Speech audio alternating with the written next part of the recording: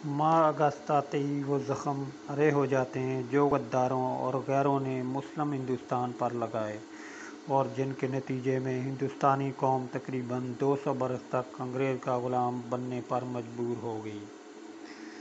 آج سے ٹھیک 413 برس قبل 24 اگست 1608 کی بات ہے جب سر ولیم ہاکنز کی زیر قیادت انگریز پہلی بار ہندوستان پہنچے۔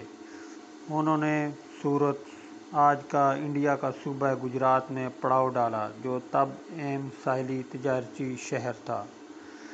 ولیم ہاکنز لندن کے ایک نوزائیدہ تجارتی ادارے ایسٹ انڈیا کمپنی کا نمائندہ تھا۔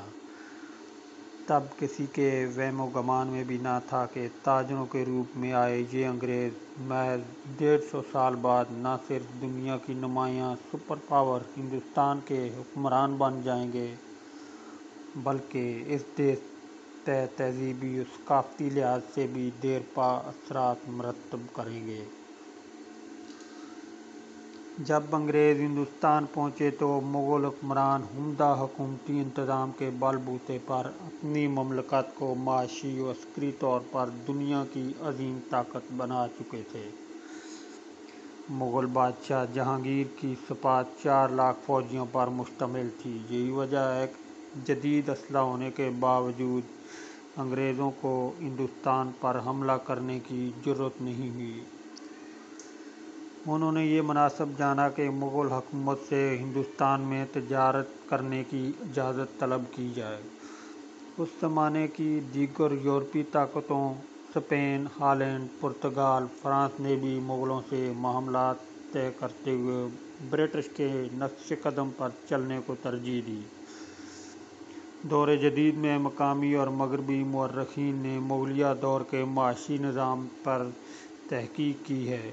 یہ مورخین اپنی کتب و مضامین میں لکھتے ہیں کہ شیر شاہ سوری کے زمانے 1540 تا 1545 سے ہندوستان میں معاشی نظام مستحکم ہونا شروع ہوا۔ عظیم ہندوستانی حکمران نے اپنی سلطنت میں نئی سڑکیں اور شاہراہیں وسیع پیمانے پر تعمیر کرائیں۔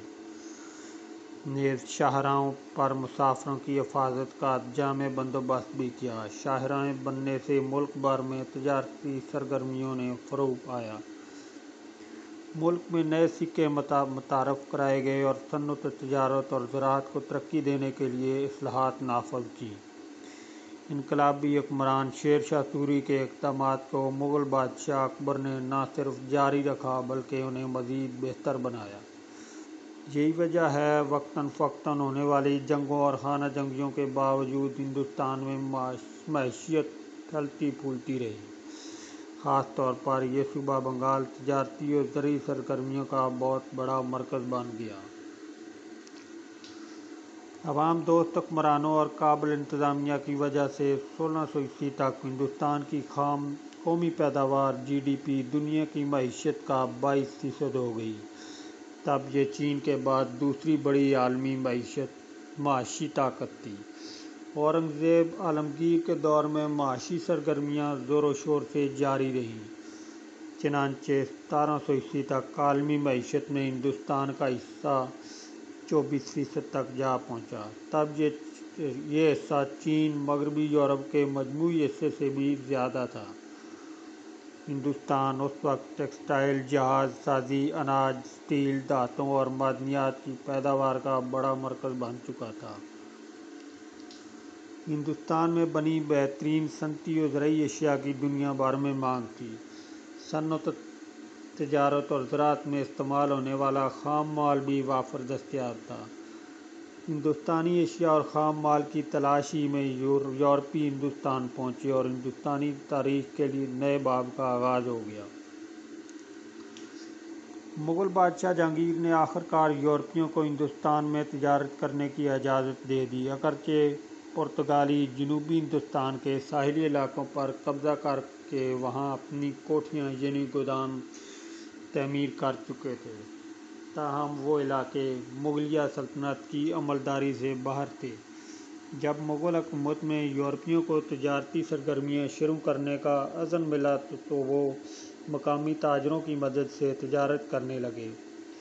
تجارت کی اسی نئی قسم نے صوبہ بنگال میں سودی کاروبار کرنے والے جگت سیٹھوں کو جنم دیا، جو اپنے زمانے میں دنیا کے انتہائی دولت مند افراد میں شامل تھے۔ انہیں 18ویں صدی کا امیر ترین بینکار بھی کہا جاتا ہے۔ جین مت کے پیروکار ان سیٹھوں کو نمایاں کرنے میں نوابان بنگال کا بنیادی کردار ہے۔ انہوں نے سودی کاروبار کرنے والے بنیوں کو فرش سے اٹھا کر عرش تک پہنچا دیا، لیکن صد افسوس کہ اس احسان کا بدلہ جگت سیٹھوں نے یوں دیا کہ انگریز کے ساتھ مل کر نوابوں کی حکومت ختم کر دی۔ مسلم حکومت کے خاتمے سے انگریز کے حوصلے بلند ہو گئے اور آخر اس نے ہندوستان کو اپنا غلام بنا کر ہی دم لیا۔ جگت سیٹھوں کی داستان عبرتناک اور سبق آموز ہے۔ جگت سیٹھوں کے خاندان کا بانی ہیرانند ساہو راجستھان کے شہر ناگور کا باسی اور جینی تھا۔ زیورات اور قیمتی پتھروں کا کاروبار کرنا جدی پشتی پیشہ تھا، مگر اسے یہ دھندا نہ بھایا۔ وہ کسی اور کاروبار میں اپنی قسمت چمکانا چاہتا تھا۔ چنانچہ 1650 میں اس نے جمع پونجی سمیٹی اور پٹنہ چلا گیا، جو تب صوبہ بنگال، بہار اور اڑیسہ کا اہم تجارتی شہر بن چکا تھا۔ ہیرانند سود پر تاجروں اور شہریوں کو سرمایہ دینے لگا۔ اس نے قلمی شورے کے کاروبار میں بھی پیسہ لگایا۔ اس زمانے میں یورپی تاجر قلمی شورہ منہ مانگی داموں خریدتے تھے کہ وہ بارود بنانے میں کام آتا۔ چند ہی برس میں ہوشیاری سے کاروبار کرنے کی بدولت ہیرانند اچھا خاصا دولت مند ہو گیا۔ اس نے پھر زمانے کے رواج پہ عمل کرتے ہوئے اپنے بیٹے مختلف شہروں میں بھیج دیے تاکہ وہ وہاں سودی کاروبار کی شاخیں کھول سکیں۔ بڑے بیٹے مانک چند نے ڈھاکہ کا رخ کیا، جو تب صوبہ بنگال کا صدر مقام تھا۔ یہ 1695 کا واقعہ ہے۔ مانک چند باپ سے بھی زیادہ ذہین و چالاک بنیا تھا۔ اس نے جلد ڈھاکہ میں اپنا کاروبار پھیلا لیا، حتیٰ کہ وہ صوبے کے دیوان وزیر خزانہ مرشد کلی خان کا شناسہ بن گیا۔ دیوان درباری اخراجات پورے کرنے کی خاطر بنیوں سے عارضی قرضے لیتے رہتے تھے۔ انہیں وضع دار اور مہذب نوجوان مانک چند پسند آیا، چنانچہ وہ اسی سے لین دین کرنے لگے۔ جب بھی مرشد کلی خان مالی مسائل میں گرفتار ہوتے تو مانک چند انہیں رقم فراہم کر دیتا۔ رفتہ رفتہ ان کا کاروباری تعلق دوستی میں بدل گیا۔ اس شراکت نے مانک چند جیسے عظیم بنیے کو صوبے میں بارسوخ اور طاقتور بنا دیا۔ مغل بادشاہ اورنگزیب عالمگیر نے خاص طور پر 1700 میں مرشد کلی کو صوبہ بنگال کا دیوان بنایا تھا۔ دراصل یہ مغلیہ سلطنت کا امیر ترین صوبہ تھا، مگر وہاں سے بادشاہ کو مالیہ کم وصول ہو رہی تھی، لہذا انہوں نے مرشد کلی کو بنگال بھیج دیا تاکہ وہ مالیہ کم ہونے کی وجہ جان سکیں۔ چھان بین سے افشا ہوا کہ بادشاہ کا پوتا اور والی صوبہ عظیم الشان مالیے کی رقم ہڑپ کر رہا تھا۔ جب مرشد کلی خان نے شہزادے کی کرپشن پکڑ لی تو وہ ان کا دشمن بن گیا۔ اس نے دیوان پر حملہ بھی کرایا، مگر وہ بچ گئے۔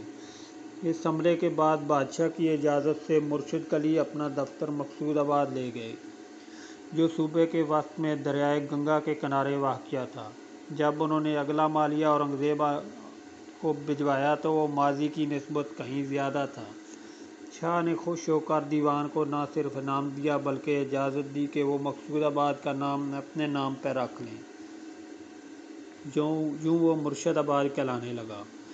ڈھاکہ سے مانک چند بھی مرشد آباد چلا آیا۔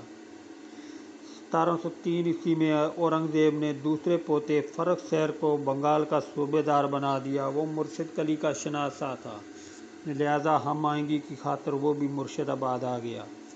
اسی طرح یہ شہر صوبے میں تمام معاشی و سیاسی سرگرمیوں کا مرکز قرار پایا۔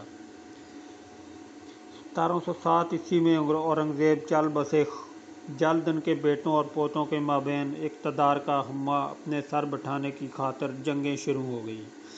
خانہ جنگی کے دوران مرشد کلی بنگال کے حقیقی حکمران بن گئے۔ انہوں نے صوبے میں زرعی و تجارتی اصلاحات نافذ کیں، جن سے بنگال کی معیشت کو فائدہ پہنچا۔ 1712 میں فرخ شہر ہندوستان کا بادشاہ بن گیا، مگر جنگوں کی وجہ سے سلطنت کا خزانہ تقریباً خالی تھا۔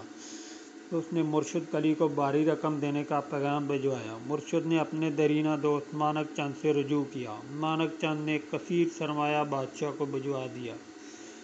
اس بات سے خوش ہو کر نئے بادشاہ نے مانک چند کو نگر سیٹھ کا خطاب دے ڈالا۔ یوں مرشد آباد کا مارواڑی خاندان ہندوستان کا امیر ترین بینکار بننے کی راہ پر گامزن ہو گیا۔ 1717 میں مرشد قلی خان بنگال کے خود مختار حاکم بن گئے، تاہم وہ ہر سال مالیے کی معقول رقم دہلی بھجواتے رہے تاکہ ان کی حکومت کسی قسم کے خطرے سے دوچار نہ ہو۔ وہ 1727 میں چل بسے تو ان کا داماد شجاع الدین نوابان بنگال بن گیا۔ اس کی وفات 1739 میں ہوئی۔ پھر ان کا بیٹا سرفراز خان تخت نشین ہوا۔ اس کے دور میں درباری سازشوں نے جنم لیا۔ نواب سازشوں سے چھٹکارا نہ پا سکا، چنانچہ سازش کا نشانہ بنے صوبے کے بااثر جرنیل علی قلی خان نے 1740 میں اقتدار اپنے ہاتھوں میں لے لیا۔ وہ 1756 تک نواب کی حیثیت سے بنگال پہ حکومت کرتے رہے۔ اس پورے عرصے کے دوران جین مارواڑی خاندان نوابان بنگال کے اسٹیٹ بینک کی حیثیت سے کام کرتا رہا۔ دربار کے سبھی اخراجات مانک چند کی دی گئی رقم سے پورے ہوتے۔ مغل بادشاہ کو جو مالیہ دلی بھجوایا جاتا، اس کی بیشتر رقم بھی مانک چند فراہم کرتا۔ یہی وجہ ہے نوابان بنگال نے کسانوں اور تاجروں سے ٹیکس وصولی کا کام مانک چند کے حوالے کر دیا۔ مقصد یہ تھا کہ وہ اپنے قرضوں اور سود کی رقم ننہا کر کے بقیہ رقم حکومت کے حوالے کر دے۔ رفتہ رفتہ طلائی اور تانبے کے سکے ڈالنے والی ٹیکسٹائلیں بھی مانک چند کے حوالے کر دیں۔